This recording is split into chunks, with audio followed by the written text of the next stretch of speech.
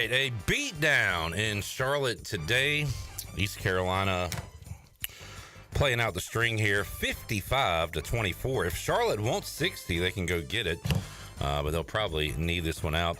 And wrap it up, Pirates embarrassing loss today in Charlotte, and we're going to be here for a while taking your calls, 317-1250 on the Big Rock Power Sports Live line. Holton Ahlers, Caden Norman here. Holton, your thoughts on this one?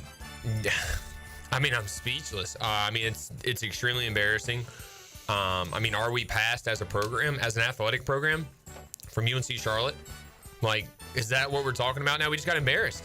And we were joking saying it was their Super Bowl. Well, guess what? They won it. Who cares? Caden Norman, your thoughts? Hey, this is Caden Norman, first-time caller, long-time listener. Hey, just want to say, Clip, thanks for having me. This program, complete dumpster fire. Houston hasn't recruited a quarterback since he's been here, since Holton Ahlers left.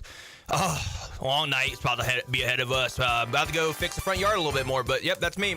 All right, there's Caden Norman with our Pirate Towing first call of the fifth quarter. And we'll go to Joe in the upper deck. What's up, Joe? Yeah, I'm live. Yeah. Clip. I tell you what, I'm not in the upper deck tonight. I'm in the lower bowl at Jerry Richardson Stadium. And what I saw today, who knows what I'm about to talk about, but I'm not about to talk about that. How is Mike going to sit here and say that he has a culture of excellence when we've got guys leaving him to go to play for a 2-ton honey bun, greasy finger, Biff Posey, and he's out here whooping us up and down the field?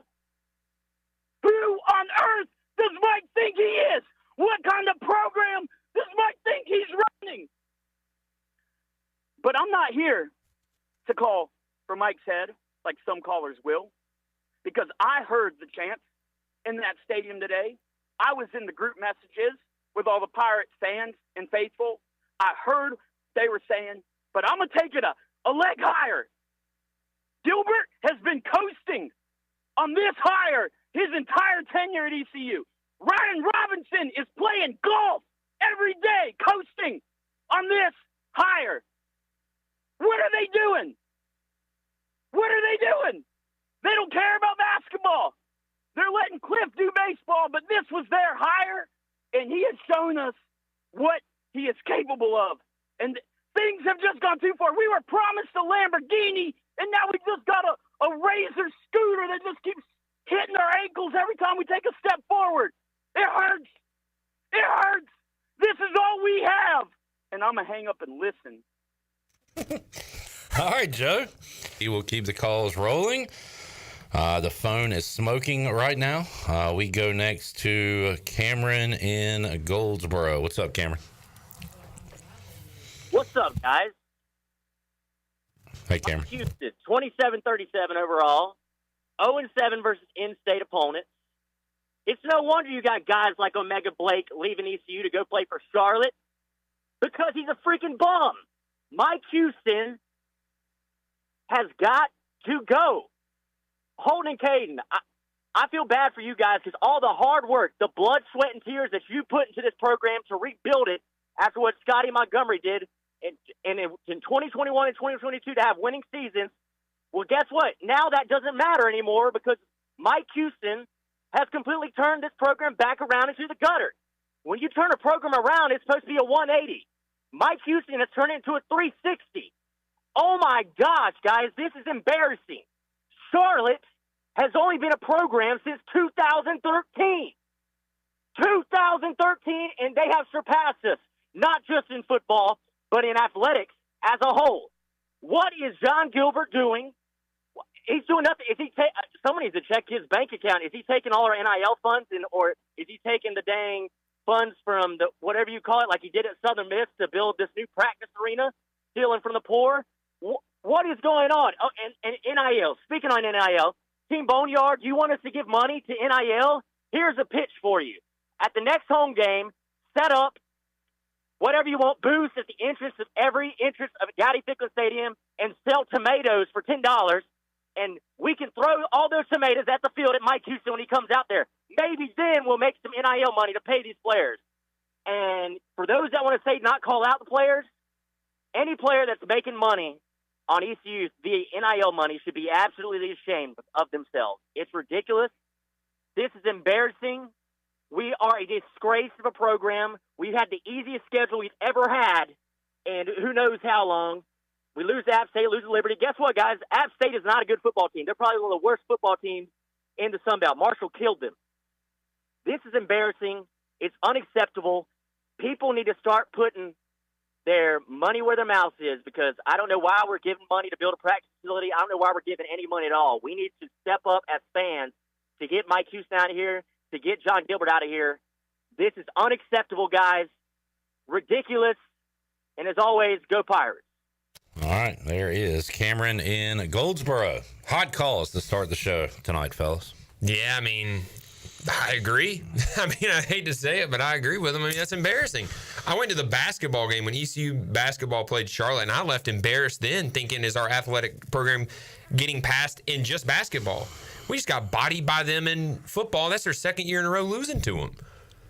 I mean, what do we do? We get Biff a Father's Day card because he's our daddy.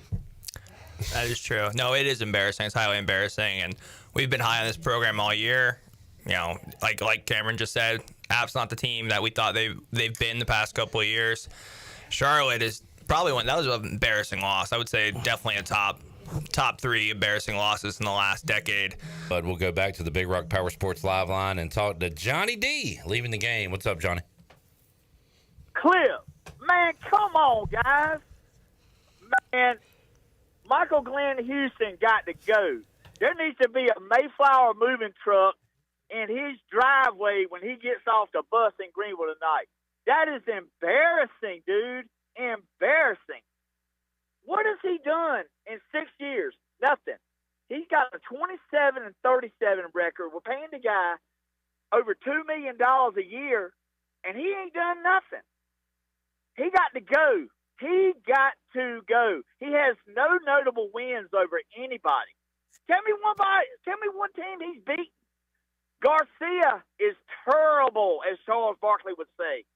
What is he, number 1 in the NCAA quarterbacks for interceptions? Terrible. Man, come on, guys. Look, they look undisciplined.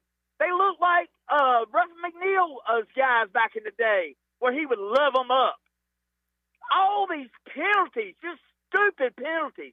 We are the laughingstock of the AAC. You talk about expansion? The Big 12, whatever. They don't want us. Dude, we can't even win in our conference. First year here, 5th in the AAC. Second year, tied for 8th. Third year, tied for 3rd. Fourth year, tied for 6th. Fifth year, tied for 13th.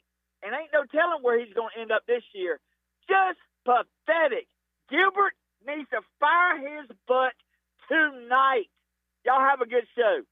Kenny is up in Blunt's Creek. Hello, Kenny. Hey, good evening, guys. Let's just get straight to the point. That was an ass beating tonight.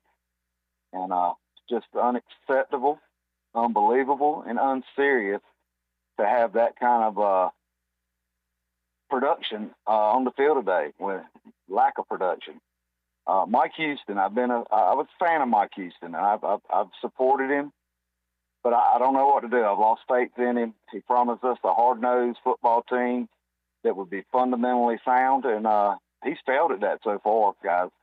You know, all season we were told that this team was going to be exciting. We were going to do things. We had such a weak schedule. I believe that the other teams playing us look at us as the weak part of their schedule. So I just don't know what we're going to do. Very disappointed. You think it's bad now. Tonight's going to be ugly on this call-in show. But you got to live with this for another week, and then you're going to go to Army. And if we can't stop Charlotte from running, what do you think Army's going to do to us? And I just asked Holton, Caden, what do we do? What's the next step? I know we got to support this team and hope they get things better, but looking forward, man, if we go get trounced in the Army, this thing's off the rails worse than it is tonight. So you guys have a good night if you can. Go Pirates, and we'll see you at the next home game. All right, Kenny. Thanks for calling in as always, man. I think he was just saying, what do you do? And like next week is a bye week, and bye weeks in general, you do a lot of reflecting. And Cliff, we talked about this on the pregame show, and I thought we were going to go out there and play really well. Oh yeah. But bye weeks, and Kane, you know this too. Like you do a lot of reflecting. You go and you look at the season as a whole, especially at this point. It's a halfway point. You say, okay, what's done good? What have we done good? And what have we done bad? How do we get rid of the bad and add some more good to it and keep doing the good stuff? I think you do extra reflecting now, clearly, in the program. You do it within. Like, each player also has to. I told you before we started this, is like, in that locker room, doesn't need to be any sad, mopey anything. There needs to be people in that locker room that are pissed off. There needs to be a lot of screaming in that locker room if you want this program, if you want this team to change and play better. Because that was embarrassing. You can't be sad. If you're sad, then you might as well just give up. You got to be actually mad that you just got embarrassed. That makes me mad. I mean, and I've been in part of locker rooms like that before, and it starts with the top, and I'm not going to sit here and say Coach Houston. I'm talking about the very top. You start with the chancellor, then you go to the AD, and then it just works its way down. So, as an athletic program as a whole, I would like to take a whole look at all of it, not just football. I feel like it's time for a change. Coach Houston's a great guy. We've given it a whirl. It's just not a good fit. We should be the cream of the crop in the AAC. I'm going to leave it on a positive note. I did meet the Chan man tonight. Awesome guy. I got to meet him. I got to meet a celebrity, and I appreciate that. That was the lone bright spot of today. Glad Chandler could bring a little joy into your life there, Scott. Appreciate the call. Have a good one, man. There is Scott. One thing he did say, I was thinking about it on the way over here. You hear about that was a good team win. That was a team loss. Offense, defense, special teams. We did have the late kick return, I guess, for a touchdown. But that was across the board, butt whipping all faces. I mean, coaching too. I mean, look, I've said I love Coach Houston. He stuck up for me a lot. But, like, every person that was wearing an ECU uniform, every person that had the ECU logo on the sideline, every person that was touching that field just got their butt whooped on ECU today. Okay. No, you hit it right in the head, right in the nose, or the nail right in the head. There you go. But shout out to Chandler. That was a great Chandler quote right there. Yeah. Head right on the nose. No, we all got our butt whooped. That's just flat out what it was. It was a bad. I did yard work. That's how bad it was. Yeah, Caden had to step aside, and then Jarrett, Caden, and I, and Holden a little bit enjoyed our dank burrito and didn't even watch the fourth quarter. Yeah. Actually, I'll say this for you Pirate fans out there. Full disclosure, Holden was in here screaming when Winston Wright took it to the house as if we were down 10, making it a game. It was going to be a 31-point game, Clip. I still believe. A couple onside kicks. And people probably stopped watching when we played Marshall a couple years ago. But I almost texted you and said, could this be like a Marshall thing? I'm glad I didn't. Yeah, but, I probably would have said yes. I mean, I got a live bet on the ECU money line, so I somewhat believed. But, yeah, it was not that. But hey, you believed, and didn't work out today. I mean, we had a great crowd. I don't know if you hear it on your end and saw it. What a great crowd in that corner of that end zone. We were into it. So we couldn't chalk it up that it was a hostile environment. We had enough Pirates there really behind the team. The team just flat out had nothing in them. I don't remember getting excited about anything in particular except like, oh my God, we're going to lose this. And I had a glimmer of hope there. I thought we were going to come back, and I mean, it was just a gut punch. And I didn't have my finest moment. I was down there on the wall near the team, and I saw that offensive line come off the field, and I looked them in the eye. And I don't know if they heard me or not, but I was at my wit's end, and my teenage boy, 16-year-old, was standing next to me. And I shouted out to him. I said, if you're going to block anybody tonight, block Mike Houston from getting on that bus. Keep him in. I did. I said it. Not proud of it. I said it. Now, a little background, real quick, background. I didn't go to ECU. I didn't know who ECU was. I'm married into it. We've been season ticket holders for 25 years. We drive from Greensboro for every game. We have 3 kids. We have a daughter there now. I bleed purple. And I thought about it. I'm like, you know what? This is embarrassing for them, but I am speaking my mind. I've seen enough. It is time to make a decision. 6 years into this is not working. And if Gilbert can't make the decision, then the chancellor needs to get rid of all of them. It's time to clean house. I am telling you right now, it is hard to invest the time and money that we put in as hard-working, two-income family trying to keep our kids, set and take care of them and to devote the amount of money and time we do into this program and to settle for this. It's time. It is time. I miss the days, Holton. I miss the chip on the shoulder mentality you had. And the whole old school of anytime, anywhere, the Pirates will show up and play you. It's gone, man. It is gone. And it's disheartening. It's ripped my heart out of my chest to see them give up and roll over like this. I thought we were going to come back. There was nothing there. There was nothing there. They just gave up. I saw some of the players on the sideline just laughing. I'm like, what is this, man? What is this? These are supposedly student athletes. Well, they get NIL money. I just think in this era of football, we have gotten passed over by App State, UNC Charlotte, Liberty, who has deep pockets. I'll give you that. But it's inexcusable. And I'm sorry to go off like this. I'm a first-time caller. I've listened to your show forever, and I finally decided tonight, and my voice is gone, man. I had to call in. So I thank you guys for what you do. I'm going to hang up and listen to the rest of the show. Thank you. All right, Greensboro Pirate fed up. Good call. I think you speak for a lot of people as far as just being fed up with it and just wondering where the Pirates of yesteryear are with the chip and all that stuff. Well, I think that's what that call literally is what Pirate Nation is just emotional people who care about it so much that literally when we lose, people get emotional, and that's what makes ECU so special. And that's where it's why aren't we I hate to say it, but why aren't we the top G5 school? That's what going into this year we were we genuinely, Cade, me and you played football, have played a lot of football, seen a lot of football. We genuinely thought with our schedule we could be one of the top G5 schools this year and possibly make the playoff. Do we look crazy now? Look, I get it. But the schedule, if you look at it on paper, before this game, we were going to be favored in the last 6 out of 8 games. And now, I don't know what the season's going to look like now, but it's that's what sucks, man, is people expect so much because so many people care. Question really is for Holton.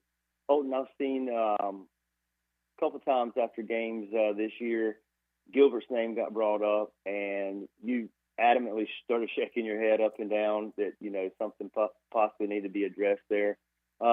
Just wondering if you could elaborate some thoughts on above the coaching tier, kind of what needs to be, your opinions are there, what needs to be done or what's not being done. I'll hang up and listen. Yeah, and Caden can kind of talk about this too, but just being around ECU athletics, it's a lot more than, there's a lot more going on than just Coach Houston. I promise you that. And I'm big on just saying, if you're going to hold people accountable, then hold everyone accountable. Look, the athletes now are getting paid. They can be held accountable. The players, even when I was playing, I got held accountable at times. Then hold the coaches accountable. But don't stop there. Hold everyone accountable. Look, the athletic department covers athletics. Coach Houston didn't hire himself. All the coaches in place are here for a reason because we believed that they were the right guys. And look, they still might be. This is a crappy loss. I get it. But I'm just saying, let's hold everyone accountable. Let's look at it. It's bye week next week.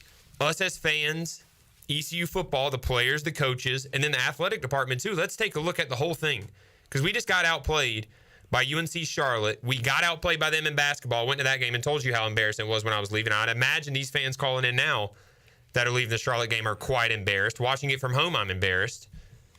So, yeah, you don't get beat by a team like that and just think it's okay. I think everyone should be held accountable. At least take a look at themselves, look at themselves in the mirror and say, am I doing what's good for the university?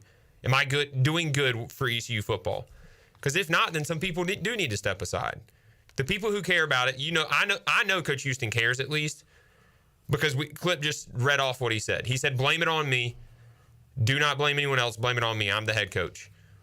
And I'm not saying he's doing the best job in the world, but he's at least saying, call in and say it's about me. Talk about me. Don't talk about anyone else. And has anyone in the athletic department said a word other than him? That's my question.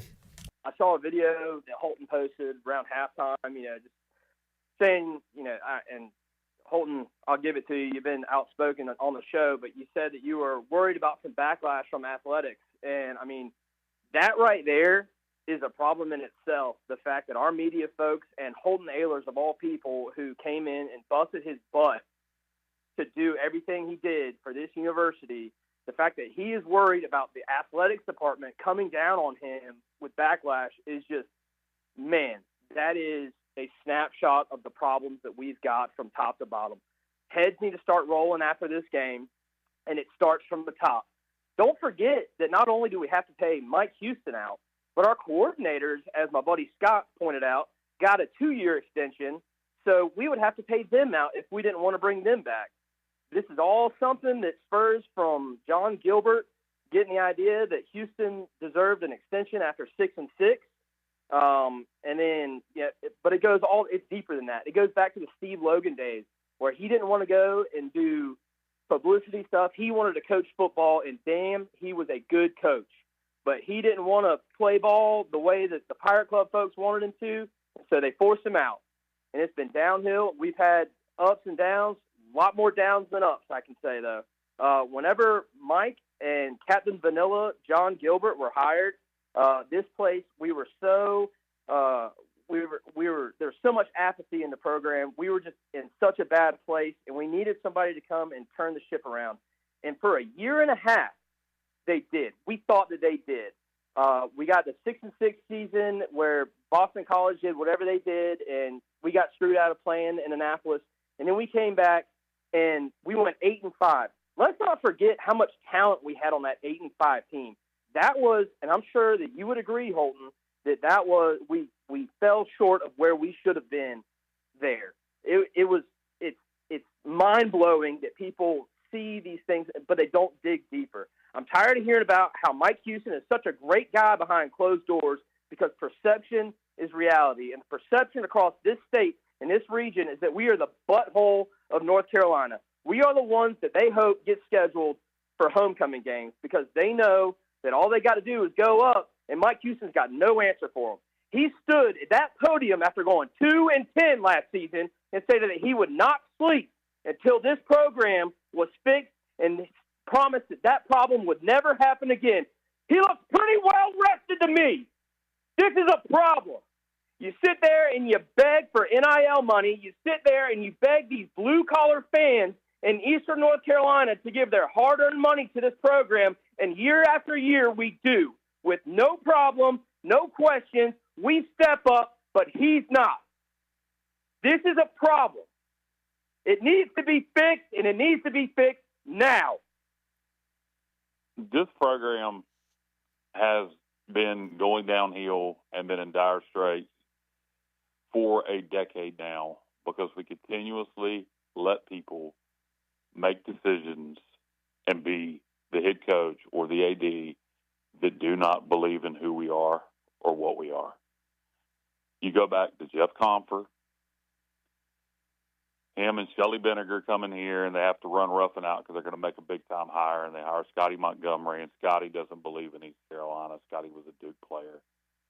Then you bring in Dave Hart in the deep dive. I'm still waiting for the results of that deep dive. And, people thought he was going to be the savior, and he brings in, instead of going out and making a good hire, bringing in a Scott Weatherby, who's the AD at Eastern Michigan, who was here under Terry Highland. He brings in his boy, John Gilbert, because he's going to be involved in a welfare scandal at Southern Miss, involvement with Brett Favre, and he wants to get the hell out of there. So he hires his boy. Then we can hire Mike Houston, and it looked like a great hire at the time. Mike Houston's a fraud. He is a fraud, and apologies to Holton Caton, who played for him. He is a fraud. You look at the worst thing. You know, the last time, James, the only time in the last decade James Madison has lost 4 games was Mike Houston's last year. They did better before him. They did better after him. The only reason he won an FCS national championship there is because Everett Withers had put together a hell of a team he left him with when he left to take the Texas State job. He is an absolute fraud. Has not beaten an FBS team in the state of North Carolina. I'm sure that's been said 100 times on here tonight. tonight's performance was beyond embarrassing. And I'm calling on people like the Clark family, people like Isley, people like the Hintons, all our big donors. You know, we're paying Mike Houston $2.3 million a year. We've invested over $20 million in an indoor practice facility. We've got over $1 million this year in our NIL fund. This is not a situation where we can't compete financially. That ain't the problem. We're doing our part. The people we're paying aren't doing their part. And John Gilbert, our athletic director, who has the personality of a wet dish rag, and Cliff, I give you credit a few weeks ago for calling his ass out on the air about not letting you call games anymore. If he ever is going to have any guts or do anything significant, fire Mike Houston tonight. It's not going to get any better. This is beyond embarrassing. You're not going to recover from it. Mike Houston has embarrassed us consistently. We have been blown out in Charlotte. We lost to a bad Appalachian State team this year. We are no better this year than we were last year. And I kept saying last year, fire him then. And I was willing to give him another year since we, kept him on. And was optimistic, tried to be optimistic, but the optimism's gone. We are staring 3-9 in the face. What I'd do if it were me, I'd fire him tonight. Shank's still on staff. Shank believes in who we are and what we are. Make Shank interim head coach.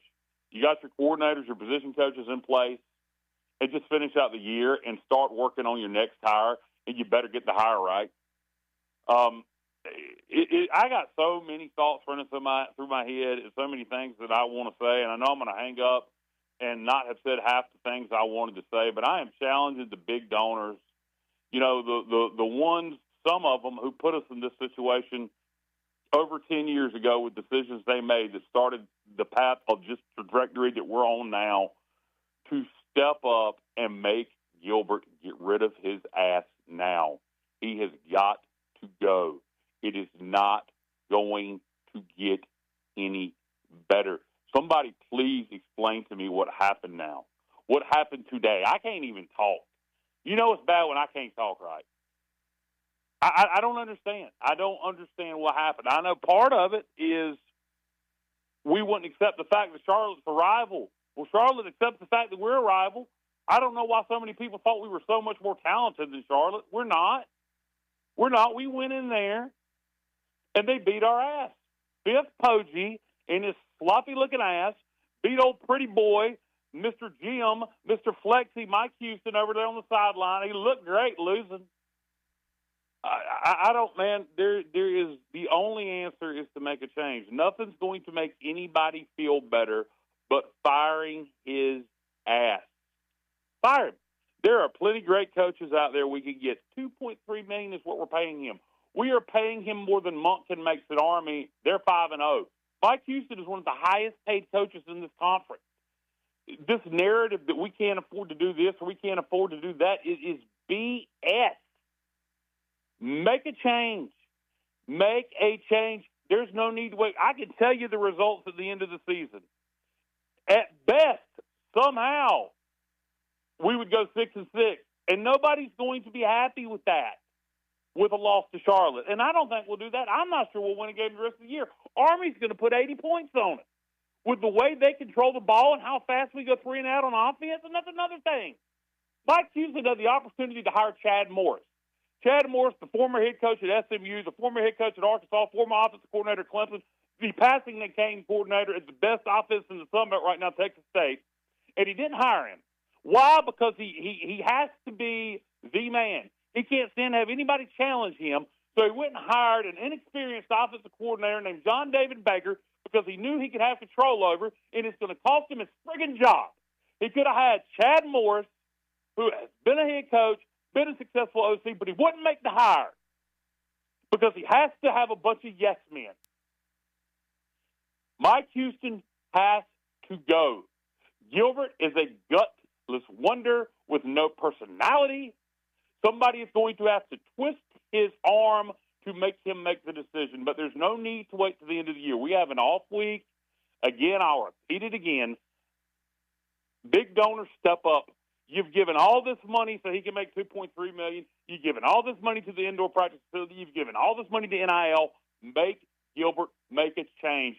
Let Shank be the interim head coach. He's still on staff. He believes in us. Let all the assistant coaches keep their positions, and let's work on it now on who we're going to hire. Get a jump on it. There's no need to wait. Do it now. That's all I got, guys. I am beyond frustrated. This is sickening beyond belief. And I guess go Pirates. All right. There he is, Kyle LaGrange. He has points. He makes plenty of good points. And sitting here all day and everyone's, who to hold accountable. I agree with people. Pirate Nation wants to win now. That was one of the most embarrassing losses I've seen in a long time, like I said before. And who do you got to look at who's in charge. I get the Gilbert thing, but you also got to look at who's in charge. So if you're in business, you got to call out the CEO always gets called out if it's a poor results. So I know I have a level of respect for Houston, but I will call him out. Ever since Holt and Ahlers, he hasn't recruited a good quarterback or had any good quarterbacks. Recruit me. Well, I said outside. Oh, yeah. After Holt and Ahlers. The last year, we knew we had two not bad, but we knew we didn't have a true quarterback coming in after. We knew the concerns there, and then this year, the quarterback woes are bad. They're really bad. So, and then the OC, I agree 100% with what the caller said.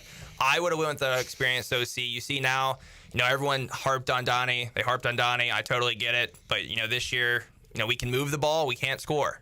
And we get off the field and 3 and outs. We go fast, though, Caden. So we go fast. But the thing was, if it's a year that we have to win and have to win now, I agree. You don't bring in an experience. You bring First-time OC. You bring in an experienced OC. And then last thought on that call, if they were to make a change, I love Coach Shank. You don't give Shank the interim job. Shank. I would give Blake Harrell. Because the guys will believe in Blake Harrell, and Blake Harrell is probably one of the coaches in that locker room that I know that can bring the freaking juice. I almost dropped an F-bomb, but it can bring the freaking juice right there. I know. Hot show tonight. Let's keep it rolling. We got Jackie, Liam, Michael hanging on. Let's go to Cheezel in Ocean City. What's up, Cheezel? Clip, honestly, I want to ask how you're doing, but I am just so over it at this point, man. For one, Colin LaGrange, me and him must have ESP. It's tough always having to follow that guy up. He is one smart gentleman. But let me just start out with this. I called in about 2 years ago in 2022 when Billy answered the phone, and I said, Mayday, Mayday, Mayday, Houston, we got a problem. And nobody wanted to listen. Okay, I want to read something to you real quick that I got from an individual that was a James Madison graduate after, we were going back and talking about Mike Houston's accolades that he had there after the Citadel. And he said, our AD knew exactly who to hire and when. He's not only a coach, he's not the only coach to have microwave success at JMU and then not do as well in other positions. His predecessor had the same fate. JMU isn't a one coach or one player. It's a program. So we are not surprised that the ball has still continued to roll here for the Dukes. Well, if you look at all these other coaches that have decided to go ahead and leave JMU and go to other programs, none of them have been successful. Now, when it comes to Gilbert and making the firing of Mike Houston today, I will go ahead and say I've made this claim multiple times. If we're going to do the new AD thing right now, because I did just pay off my $120,000 for the student loans, but these guys in NAL, they don't know about that today. I'm going to go ahead and throw my hat in the ring for Cliff Godwin. I do believe that Cliff Godwin, who is a graduate of East Carolina University, would be a fantastic athletic director. Not only does he understand the passion of the fan base, not only does he understand what it takes to win, but he can also go ahead and tell you what is expected on a day in and day out basis every single week. And a lot of people have been talking about, well, this is Mike Houston's worst loss. This is Mike Houston's worst loss. Let's just clear the slate here. This is not Mike Houston's worst loss. Mike Houston has FCS losses on his record at East Carolina University. This is not his worst loss. Now, I do commend... Who did he lose to? Go ahead. Who was the FCS loss? Didn't they lose to Central? Scotty lost to A&T. I don't think Houston has an FCS loss. I mean, that's beside your big point, but you were pretty emphatic about it. So I just wanted to make sure I wasn't wrong. I'll have to go back and check my notes on that. But I thought he had one. But if he doesn't, good for him. Then. All right, go ahead. Let's go. On the flip side of that, talking about throwing Blake Harrell in there and being the associate coach, I'm not sure that's even fair for Blake Harrell to do.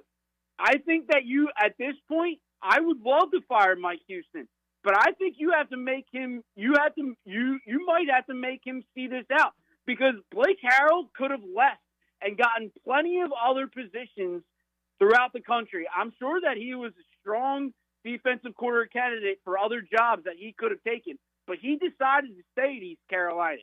Is it fair to throw him in the fire and then hire somebody else and take over the head coaching position next year? I'm not sure that is the right thing to do. When it comes to accountability, I think Mike Houston might have to see this out. He's the one that decided that he was going to have to build this program. If he doesn't win another game for the rest of the year, then that's on him. Guess what? He probably won't be seeing a whole lot of opportunities coming his way. Where's he going to go? Back to the Citadel? I'm not really sure. So my big question now is, has he lost the team? Has he lost the locker room? All of these guys in the beginning of the season were saying, oh, well, we love Garcia. Garcia is the guy. Garcia is the man. Well, clearly he's not. Garcia is not the guy. And we knew that multiple weeks ago. I'm not really sure what the actual situation is with Caton Hauser at the moment. I don't know if he's hurt. I don't know if he needs surgery. I'm not really sure what his situation is, but there's a reason why, I'll call him again, David Baker Jr. is under the thumb of Mike Houston, because like Kyle and LaGrange said, Mike doesn't want anybody to be able to come in here and tell him what to do, when to do it, and how to do it, because this is the Mike Houston show, right? And I got to tell you, I was the one that graduated just in the midst of when Skip Holtz left and they brought in Ruffin. So I saw the good. I saw what was coming. I understand what winning looks like at East Carolina football. I was there when we beat West Virginia and Virginia Tech and all these other programs. I miss those days. But you can't expect people to continue to donate to this program, put their time and effort into this program, when he doesn't reciprocate. Let me ask you a question. Outside of Cliff Godwin right now, who is the best coach at ECU? Soccer coach. Kim McNeil. Or, women's basketball. I was going to go volleyball, but that's fair. All right. I'll take Adler Augustine. I would love Adler Augustine in that locker room right now, because I guarantee you Adler Augustine can get those boys more ready for the game than Mike Houston. Gary Higgins could fire up this offensive line. Cheezel, we got to go. Good or bad, you're always entertaining. We appreciate you calling in, man. All right, cheers. See you, buddy. Cheezel in Ocean City. Cheezel's a good one. Yeah. I like the Cliff Godwin suggestion for athletic AD, because back in the day, like I'm talking about back in the day, coaches used to be like the AD. Remember those positions? I don't know, like the last school to do that, but whenever he's done with baseball, that's a good point. Someone that's passionate about Eastern North Carolina, passionate about ECU. I like that idea. After they came off the sideline, I said, Dad, you know what? This doesn't look right. I was like, they don't look right. They were coming off the sideline, and I was just looking at their body language. Body language tells all when it comes to sports, and I can identify that because I played. and it just the whole team's vibe tonight. And I think I can speak for a lot of Pirate fans that were present, that was there live. It was off. I mean, they did not look into the game at all. I mean, there was a call that said something and referenced it earlier, but we noticed it. And I told Dad, I said, you know what, this is not good. And, since we didn't score, I really don't know. And I know it's so early and we played 4 quarters. I get it. The game is not won in the first quarter. But it was just something about how the response were after that drive. I think that was a key drive for them not to respond. And then the way, Chase, dropped the ball. Of course, he didn't lose the game. But, there's plays in a game that can really impact the game. And I felt like that drive after that, it just went downhill. So I wanted just you and Caton to see, what y'all thoughts are on that. And as far as, how we feel, my dad, we drive and we come to all of the away games almost. And my sister bought us the hotel, and we're not even staying. We're driving back tonight. That's how sick we are, man. We're not even driving. We're like, Dad's like, get us out of Charlotte. You can't see real well. I'm driving for him. I mean, and I'm just like, yeah, I'm driving. I got it. Let's go. So anyway, we love what y'all do at Pirate State Pirate Radio, and keep it going. And I'm glad y'all added Holton and Caton to the show, and y'all keep doing great things. Appreciate it, Michael. Thanks for the kind words, guys. Body language early on, I think he brings up a good point about not responding there. Yeah, it's not good at all. First of all, Michael, thanks for the support, not only for me and Caden, but also Pirate Nation, too. That's huge. It's not good to hear. Look, I've always said, there's a saying in football, you can tell the culture of a team on if the other team gets the ball first and scores, how their sideline acts. If they're like, all right, we've been here before, you see people talking, chatting it up. And then you can also see the culture of a team on a PAT after the other team scores a touchdown. If they have players that are going full speed, if they're trying to dive for it, that's a huge one. And that's something that a lot of fans don't really notice, but once you start watching, you will be able to tell. I promise you, Alabama and Georgia and all these teams, if a team scores a touchdown on them, they're giving everything on PAT and those sidelines are up. So, yeah, that's not good. That's not good to hear at all. Look, you may see some cool, calm, and collective guys on TV when they're down, but ECU, we haven't earned that right yet. We don't have guys on that sideline. I mean, we're not crushing teams right now. We're not Georgia. You got to be fired up. That's a big time game. You got to get guys going. The whole team, 1 or 2 guys can be a little calm. The whole team can't be calm. And we walked in there today and thought we were just going to stomp them and walk on through, and we got kicked in the face. Yeah, and Michael, I want to appreciate you traveling to away games. Me, Holton, former players, we always appreciate Pirates that travel, especially the long distance away games too. Since you and your dad travel a lot, so we really appreciate that, and all Pirate fans that do that. I agree with you. I thought they were a little off today too from the TV. That first kickoff that took it to midfield. I think they took multiple kickoffs to midfield, if I recall correctly. That's just, those are hustle plays, big time hustle plays. And that first drive, they ran it down the field, and they scored, and they went up 14-0 on us. The biggest thing I call out, and we've been calling it out all year long, is that 3-and-out in offense. We're moving so quickly in offense that the offense can't even get established. And then once that defense, the opposing team gets the ball back, and they just take their time like teams have been doing all year in ECU, it really does drag emotion out of you, and you might get, hey, it's a football team, play football. We're all humans too, so I know it just pulls emotions, because you're like, damn, I want to be on the field. So it's hard to bounce back up from there. But I agree. From the TV, I saw it too. I didn't think the guys brought the juice. And for an in-state game, those were the games we got the most excited about. And Charlotte was excited. You could tell. Yeah, they were excited. That fan base was excited. But this team beat us last year. I know. I'm just saying. I'm not going to believe that we went in that game unmotivated. That would really. But maybe not unmotivated. Yeah.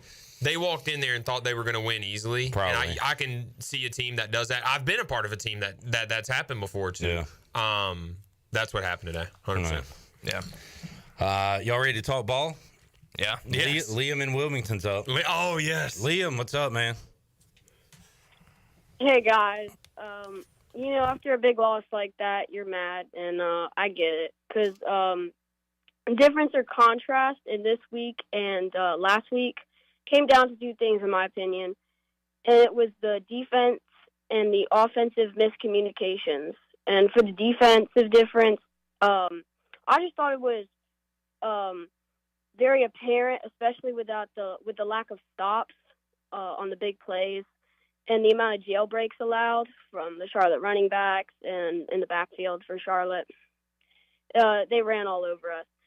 And some for the offense, they took the shots, and the miscommunication was absolutely awful. We couldn't get the balls downfield. When we threw it, it appeared 20 yards overthrown, 10 yards overthrown sometimes, but clearly it was miscommunication because the quarterback did not look on it, and they were definitely on different pages. And knowing ECU, when we do something dumb, we go back to that Mike Houston sort of FCS football and try to be more physical than other teams and use a lot of checkdowns. And to be completely honest, that loss, that FCS, every single time we lose for just playing that's on him. That's on Houston. And I had a barbecue sandwich tonight, and that meat was about as cooked as Houston's butt right now. We talked a couple of weeks ago about how Mike Houston was coaching to keep his job, and I don't think we forgot about that just because we beat UTSA. That this was embarrassing. I think I speak for most people when I say he's not the right fit. I mean, people like him. I mean, I'm not going to say he's not a nice person. I'm just saying he might not be the best fit for the culture. And, the culture, we're not UNC. We don't have all the money. We're not state. We don't bribe the refs. We have a good culture here at East Carolina, and we deserve better. Go Pirates. All right. He flipped a switch. Liam in Wilmington. Liam brought something up that made me want to ask you guys a question. And something that no one's not the smoked butt part. No, not the smoked butt. Right. Yeah. No one's really talked about it yet, and I know the loss kind of overshadows it. And people are going to say, yeah, we've been wanting a change for a while. Did we pull the plug on Garcia too early tonight? Yeah.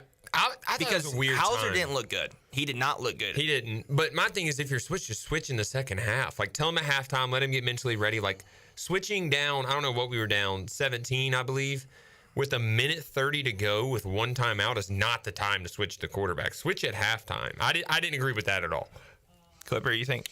At the time, I didn't think about it much. I mean, hindsight, yeah. I mean, hearing Holton's answer, yeah. But I've been waiting to see what Hauser could do with this team for a few weeks now. So I just know as a quarterback, it's like, what are you going to go check the ball down 4 times? Like, they're going to be playing straight prevent coverage. Like, you can throw a screen. And then, like, we go out there and try to run a corner route. I'm like, they're dropping everyone back. Why are we, like, if you're going to do it, then run check downs, run screens, at least let them get, like, go 5 for 5. That's what I was thinking. 10 yards. His second throw was like an easy throw. Yes. I thought maybe they were trying to get him understand that. warmed up or whatever. But then that's just inexperience of an offense coordinator of just saying, let's just keep trying to run the offense. Like, you're probably not going to score there. Best case scenario, you get in field goal range. I know ECU's not going to score there because we can never go down the field like that and score. So. Yeah, so it's like, just if you're going to put him in that situation, just let him get some completions. Caden, is that what you're thinking? Yeah, I was thinking the same thing. I was thinking at halftime kind of what you brought up, and we were all wondering. I think everyone on the listening tonight was wondering what's Hauser going to do. I mean, Garcia is underthrowing everything still. He's throwing up no touch on the ball. I mean, Hauser couldn't hit a receiver on a comeback route or a curl route. He was way off. So I was like, after watching him, I was like, we should probably go back to Garcia. And if it's not Garcia either, let's try some of the younger guys if you guys want to change. And you got to think, I mean, how many times has Hauser been throwing with these receivers and he got thrown in there to save the game down 17? It's like, dude, you know what I mean? Like, at least I just don't agree with putting him in that moment. Put him in the second half if you're going to. Makes a lot more sense that you guys regroup at halftime or whatever. Say, Caden, you're going in. Here's what we're going to do. That, and it gives Caden time to go up and say, talk to the receivers and be like, look, do this here. This is what I like. Like, at least communicate. Not, hey, you got 3 minutes. You're going in the game. We're down 17. Hey, bring us back in it. We trust you. Yeah. I mean, I don't know about the receiver thing. I think he's throwing the first-team guys. I mean, I threw the first-team guys, and I was way down on the depth chart. That's true, yeah, I guess. I've played football all over. I mean, I've went across the country to Seattle. I've played in Lambeau Field. Like, I've played everywhere. And people do know ECU football, and I think that's a good thing. Like, we are known for having passionate fans with a good football team, like in the South and Eastern North Carolina. Like, we have what it takes to win here. We do not need to settle for anything other than winning here from now till forever. And if we're not winning here, then we got to figure out what the problem is, because we have the pieces to win here. NIL is a new world now. Transfer portal is a new world now. But we got to find guys that believe in Eastern North Carolina, that believe in ECU, that believe in Pirate Nation and want to stay here and build a life here. We don't need guys that transfer in for 6 months and will never come to Greenville again when they leave. We need guys that care about ECU, that want to be here and want to win here. Is that even a thing anymore, though? Like, let's be real. Seems like Charlotte's finding it. I don't think I don't know about that. I think it's for the money, too. But we talked about that a few times. Like, I think that era of college football might be dead. I agree a little bit on that. For the most part, it is. But we're not competing with the Texas that are giving people $1 million anymore. Like, the NIL stuff, we're competing. These schools aren't giving that much more NIL than I'm just saying, like, you can get guys that care about the program still, and we got to find that. We got to find a coach that makes it prideful to be on the program.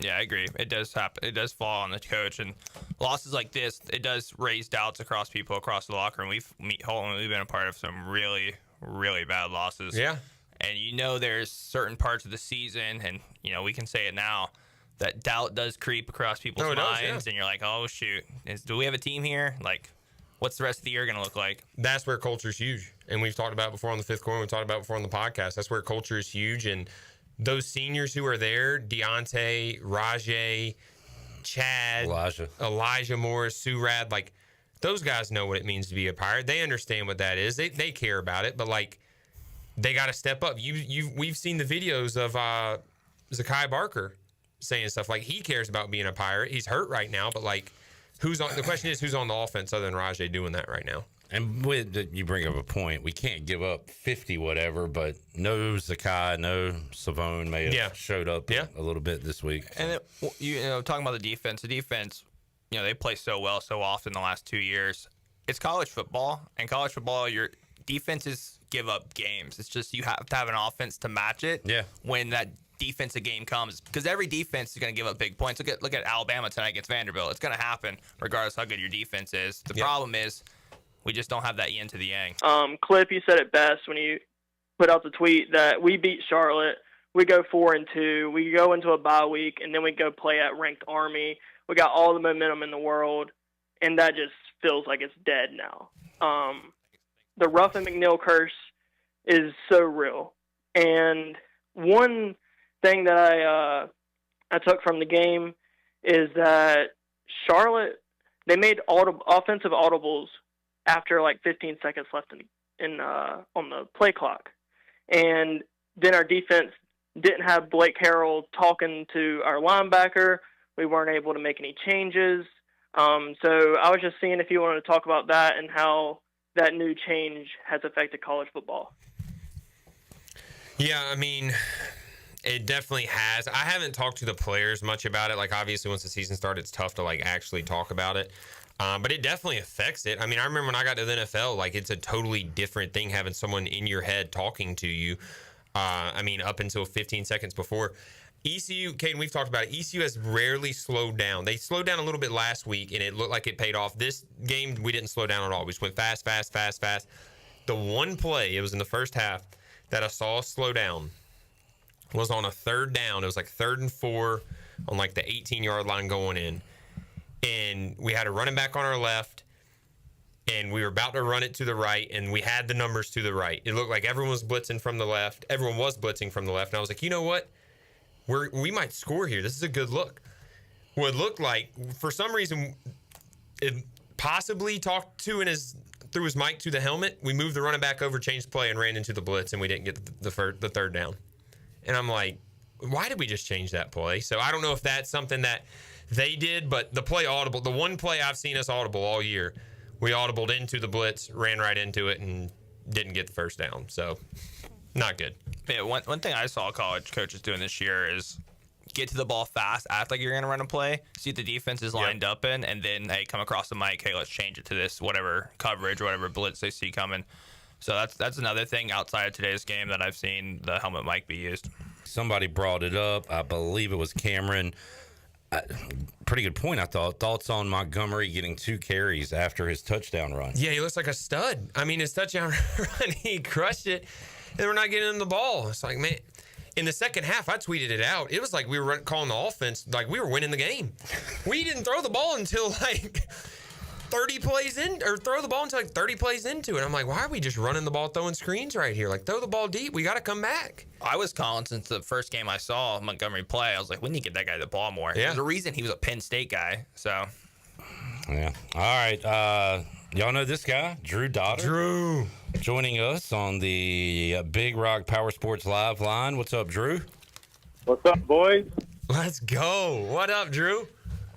Nothing much, man. I just wanted to get my thoughts on what I saw from the game. Not too much good.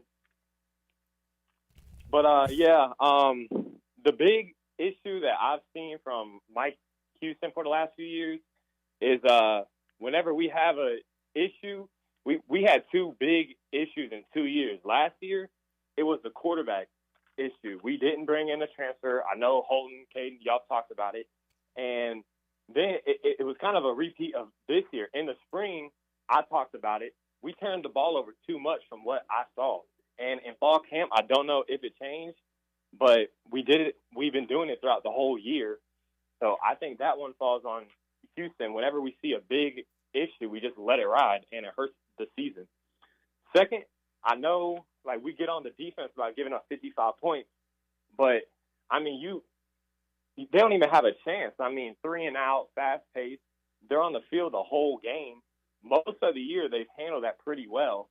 But eventually, injuries are inevitable. Like, you're going to break down. Like, you can't just hold people to 20 points with your offense, either turning the ball over, which we've done more than any team in the nation, or just going 3 and out. So there's issues there. And the next thing is I just want to talk about how big of a loss this is. Like, in North Carolina, now, like, I'm questioning where do we stand in the recruiting, like, in the whole recruiting phase? Because Charlotte is a big mecca of high school recruits, and ECU gets a lot of players from Charlotte. And if Charlotte is beating us out recruiting-wise, like, what happens to the program? Like, are we dead last now? Golly.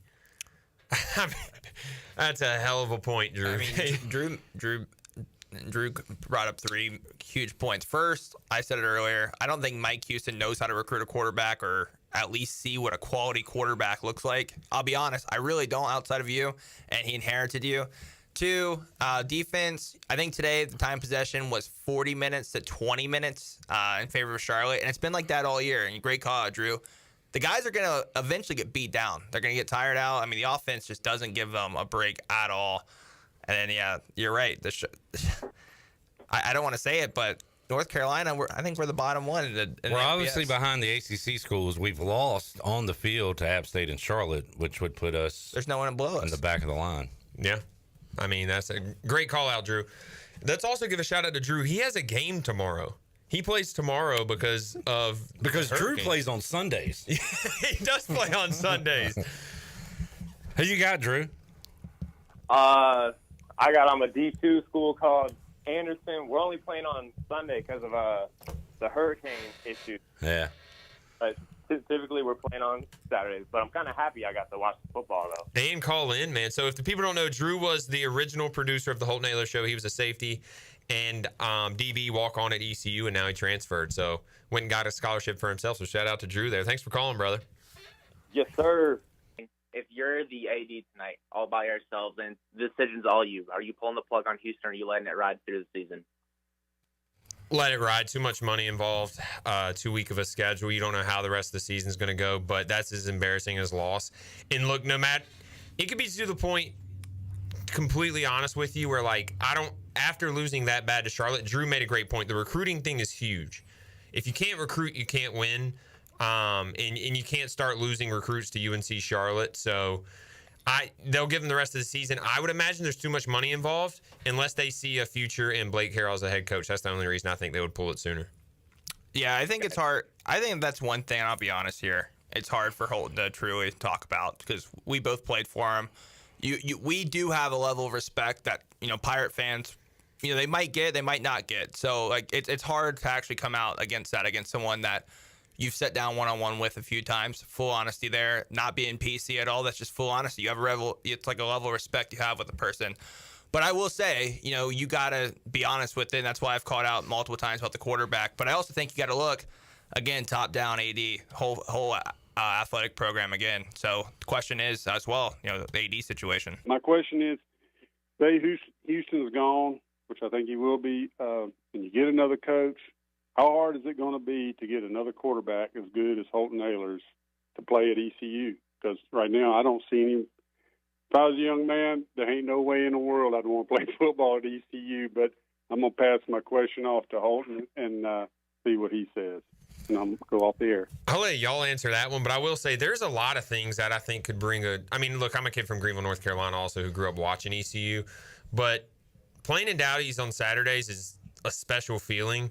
Look, the fans truly care. I mean, it's obvious they care. But sadly, money talks now. I don't know if we'll get them, but y'all can answer the rest. I'm not going to sit here and talk about, well, they're never going to do that again, Cliff. I don't know if we're going to get a 4-year guy out of high school that is as good as Holton Ahlers. I do think in this portal world, there are a ton of guys out there that for whatever reason didn't get their shot or got injured or whatever that we could get out of the portal that could have a good year, a really good year or two. As far as getting a guy and having him as long as we had Holton, those days may have passed us by. But I think that there are so many options, and if we continue to build the NIL, whatever, I think we can get a guy that can produce here. I believe that. Yeah, as a quarterback, like, this place is awesome. Like, the fans, that we all get it. That's awesome. Also, what's awesome, if I'm like looking at transfer, ECU hasn't had a quarterback in 2 years. Probably going to go on 3 years. Like, this is a place where I can probably go in, start early. I see the guys they have now. Be honest, they're not looking too hot. If I'm a quarterback looking for a home, I think this is a perfect place to look for. And I know Pirate fans care about it. I do as well, but I don't know if kids do. But the history of quarterbacks here with Blake and Garrard and Crandall and Carden and Holt. I mean, we've had some great QBs. Dominique Davis was a good transfer that came. Like, I still think we can get a guy, but will we get another Holden for 5-6 years? No. No, that's a no. And I will say that, like, if a recruit's smart at all, he looks at that too. Like, I remember looking at that and being like, look, this place can produce talent. Especially, like, I looked at it as receivers too. I mean, obviously, like I said, from here, I understood it a little bit more. But, like, you look and you're like, who am I going to be throwing the ball to? This place has statistics at receiver that no other place in the country has. And we have weapons right now. Yes. If they stay. Yes. And that's where it's just like it gives you hope, at least, to say we can go get a guy. Now, I will say, kind of like Clip said, that was a really good point, is like getting someone for 4 years and staying. I don't think so. I mean, it's going to be tough to. Unless he comes from Conley or Rose and wants to be a Pirate, They're literally going to have to say no to money and yes to being a Pirate. And, like, that's something I had to do my senior year. I mean, I turned down 6-figure offers to stay here, but that's just, I grew up wanting to do it. I came in wanting to change the program, and I wasn't going to leave till it happened. Now, I wish I maybe could have had more conversations before I left to help out a little bit more, but that's done with now, I guess. Matthew Sluka, 2025. He's in the That portal. dude is a baller. And you know who his running back is? A kid from Greenville, North Carolina, who I throw with, who wants to come Another here. option, Purdy from Charlotte. I liked him today. I know his stats weren't too hot, but I like him. He's young. He's a freshman. Maybe we can get him for 4 years. But just a couple options out there for Pirate Nation. All right. Speaking of former Pirates, we got Demetrius Mooney in Charlotte joining us on the fifth quarter. Demetrius, how you doing, man? Man, I'm doing phenomenal, man. I am fired up. I'm pretty disappointed in my Pirates. Yeah, you and everybody else, Demetrius. Demetrius, what's up, brother? What's up, man? It's good to see you doing good things. I just want to be brief.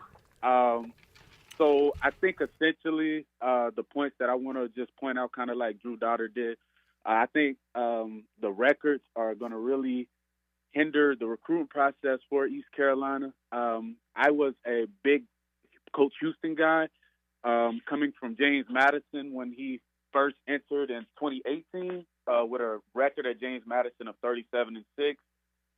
Now standing today, his record at East Carolina as the head coach is 24-34.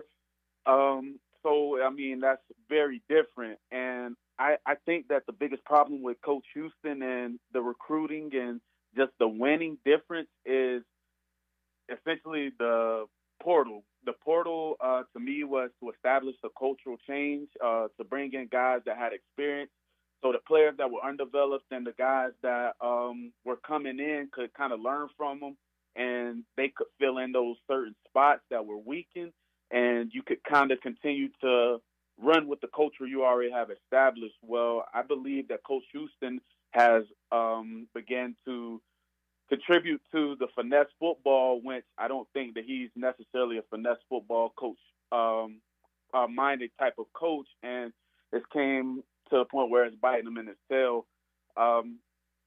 Speaking in my perspective as a former player of his, I just feel like it's a thing right now where he's just not developing his players right, and I think it's just going to be a thing of either he's going to have to start developing his players and allowing those players to get those reps so they have that game experience and not just throwing them in the fire, or either they're going to have to get them out of there. Wow. I mean, I feel like you hit on, like, the transfer portal thing is a huge thing. You see different people, different programs doing it different ways. Like Charlotte, they said tonight, those announcers were horrible, first of all, but they did say that Charlotte had 71 new players. So, like, there could be some coaches that are so good at culture and teaching culture that they can bring in a ton of guys. And then there may be some coaches that can't bring in 70 guys. They might only need to bring in 20 guys. Like, they might need to split up the high school and, NIL or transfer portal class. I think every situation is different. And, like, obviously, Mooney, that, like, I mean, you have firsthand experience. We all do with Coach Houston. And, like, he is a guy that can make you, just like you, Mooney, and you talked about him recruiting you and making you believe when you were younger in high school and developing you. And then me and Caden have had, these conversations all fair. It's like, we know Coach Houston was a good coach prior to transfer portal and NIL. Like, is this the best fit for him with the new world of college football? It's a new world for him. And I think you made a really good point there, Caden. What do you think about it?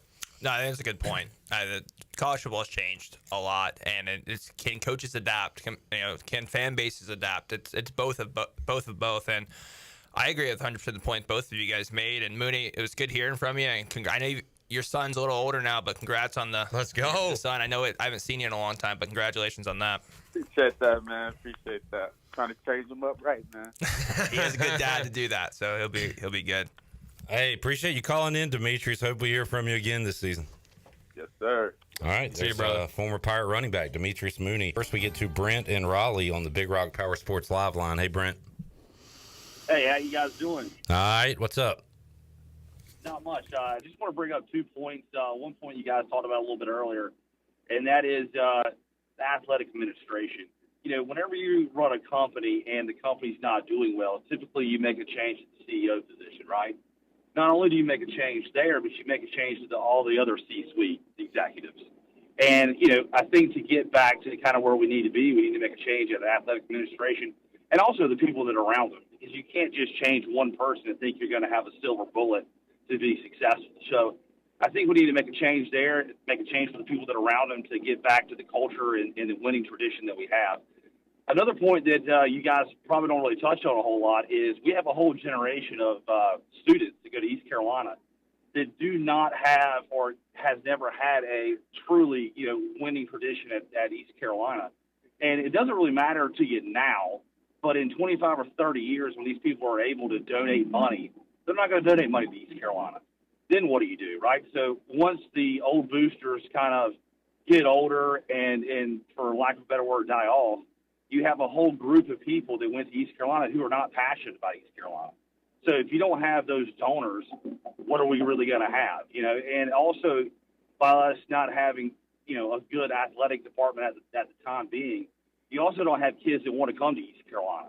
And when you don't have those winning traditions and you don't have donors and you don't have students who are really excited about it, 25, 30 years from now, where are we going to be? So that's kind of my thought. I just Didn't know if you guys are thinking on the same page or not. Yeah, I mean, that's a great point. And we've had just complete classes of, freshman to senior who have seen losing football at East Carolina. And yeah. I mean, that is a scary thing to think of. That's why it's so important to, get people in positions that are passionate about ECU. You talked about, the C level and getting people, not just the AD or not just the head coach, but the people around them. That is probably more important than... That's probably the most important call tonight, and that is something that we have to do if we ever make changes. Whatever you make changes in a business, it's about the people around you. The quote is, the obvious quote is, you're going to be most like the 5 people around you the most.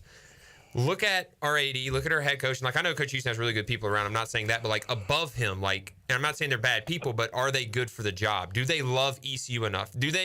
Can they not sleep at night if ECU loses? And that's a question that we have to ask. Or are they just trying to get to their next job, to the bigger payday? Because that's what you got to get people in positions that love Greenville, that want to plant their family here and say, you know what? I'm living and dying with ECU, and I will not sleep until they're successful. And those are the type of people that you make the college football playoff with. Because if you get an AD in position and people around him in position that truly 100% care, I'm not saying John Gilbert doesn't care. I'm not saying that. But if you get someone who truly is loyal to ECU and say, I'm not going anywhere, this is where I'm going to be, and I'm taking this place to the top, or else they're going to have to pull me away. I'm not going to go accept another job. This isn't just a stepping stone, and that's how you become successful. It's hard to do, though. I don't know if it's even possible, to be quite honest with you, in today's world. So, first of all, I think there's a lot of folks, including myself, at times that needs to give Holton Ahlers an apology, because it looks like Holton carried this team for a couple of years. That I don't think folks realized what he did to help us win some football games. So Holton wanted to, since Kane showed me some love, I'll show you some love there. So we appreciate it. I also want to show some love to Keaton Mitchell because he was pretty good too. There was a few times Holden just threw it in the flat, and Keaton knew what to do. Absolutely. I see the Charlotte players are talking that ECU players gave up in the second half. They didn't want to hit nobody. They didn't want to tackle anybody. They were out of the game. So that gets to a point where if Houston has lost these guys, and I don't know if we don't know if that's the complete truth, but what I saw in the second half there of that game today, here's the thing with Houston. I mean, he's went through a quarterback because we can't even buy a damn quarterback now. So it's like we can't buy a quarterback. We went through multiple kickers in the last 2 or 3 years. We went. It's becoming a pattern, I believe, with Houston and the staff. And 6 years, man. I mean, he's going to have a losing record after his 6 years. Now you can throw the COVID year out, okay, but he's still going to have a losing record after 6 years, no matter what he does the rest of the year. So you got a guy 6 years, and I know there's some boosters out there, and there's some people that love this program, that they like what Mike Houston looks like. They like how he speaks. They like how he approaches folks, how he does different things. And there were some of those same boosters and folks that didn't like the way Ruff maybe looked or the way he spoke or things like that. But you know what Ruff did? Ruff won damn games. And that's the thing with Mike Houston. Listen, you don't, and I spoke about this before, if Mike Houston had Ruff or even Moe's first couple years of schedule of teams he had to play, you think Houston's bad now? What would he have been? He ain't playing South Carolina, West Virginia, Virginia Tech, a ranked UCF, a ranked Memphis. He's not playing those teams. He's playing Norfolk State, Old Dominion, who's getting beat by Coastal Carolina right now. App State, who got waxed by Marshall today. That's what we're not playing juggernauts here, guys. You're 0-7 against North Carolina FBS teams in your tenure. Now I've been in the radio business for 25 years. And at some point, if my ratings are bad or if I'm on the sales side and I'm not bringing in money, that's when you lose your job. You don't get 6 years. You don't get 5. You don't get all this time. And this goes from only Houston, goes to the top with John Gilbert. John Gilbert is a bad hire. He's not an aggressive athletic director. In East Carolina, you got to do what you got to do. You got to be in people's faces. And this is where we're at right now. It's not going to get any better. You threw Garcia under the bus. You threw Garcia under the bus today. He threw him under the bus. It wasn't Garcia's fault you getting your ass kicked. Your defense was bad. You wasn't prepared. He threw the one interception, but you put Hauser in, the kid that's making more money than Garcia. And Hauser, with all respect to Hauser, he got put in a terrible situation today. A terrible situation. That game was almost over by the time they put him in. So, Mike Houston, John Gilbert, the donors and boosters that are protecting these guys, it's got to be over now. The common person, the common ECU alumni, the common folks that spend that $1,000 a year or whatever, we've got to step up and say it's enough. It's enough. Give Rich Rodriguez $2.3 million a year and see if he don't have a damn quarterback. See if he don't have an offense that runs.